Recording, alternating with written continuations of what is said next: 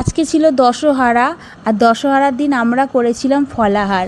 তার আগে সকালবেলার দিকে লুচি ঘুগনি বানিয়ে নিচ্ছি, কারণ ফলাহারার পাশাপাশি কিন্তু লুচি ঘুগনি একটু বানাতেই হবে, বা লুচি তরকারি, কারণ শুধু এই ফলাহার খেয়ে থাকা যাবে না, কারণ অত্যাধিক মিষ্টি। আর বছরের এই দিনটা কিন্তু অনেকেই সেলিব্রেট করে আমাদের মতো। আর ষষ্ঠীর পরে দশহারা, এইটা আমরা বেশি এনজয় করি, কারণ ষষ্ঠী এসে গেছে, ষষ্ঠী কেটে গেছে, মানে এরপরে ফলাহারের দিন চলে আসবে, দশহারার দিন। আর এই দশহারাতে আমরা সাজিয়ে গুছিয়ে খাই কীরকম বলুন তো? নারকেল কুড়ো দিই, তারপর চিড়ে দিই, দই দিই, আম কলা মিষ্টি সব কিছু মেখে খাই।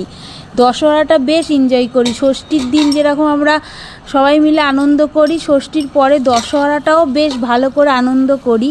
আর বিশেষ করে বছরের অন্যান্য দিন তো ফলাহার করা হয় না, আর এই বছরের একটা দিন আমরা কিন্তু ফলাহার করি।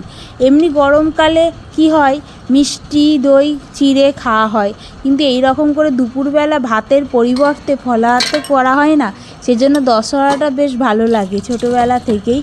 আর চিড়ে দই একটু হলেও খাই, কারণ এই যে নারকেল কুড়ো অনেক কিছু পড়ে তো টেস্ট লাগে বেশি, কিন্তু বেশি খাওয়া যায় না, কারণ মুখটা পুরো মিষ্টি হয়ে যায়। সেই জন্যেই লুচি তরকারি বানানো হয়েছিল। এইদিকে ফলাহারের থালি সাজাচ্ছি, চিড়ে দই আম কলা আর সন্দেশ, এই দিয়ে আমরা আজকে ফলাহার করেছি। আজকের দিনটা খুবই ভালো, কিন্তু একটাই খারাপ লাগছে, কি বলুন তো, পুজোটা করা হলো না, যেহেতু অম্বুবাচী আছে সেই জন্য। আর মনসা পুজোটা হয়নি। এমনি ঠিক আছে, খাওয়া দাওয়া হয়েছে, আর কিছুই নয়। খাওয়া দাওয়া তো যেরকম হয়েছে হবেই, কিন্তু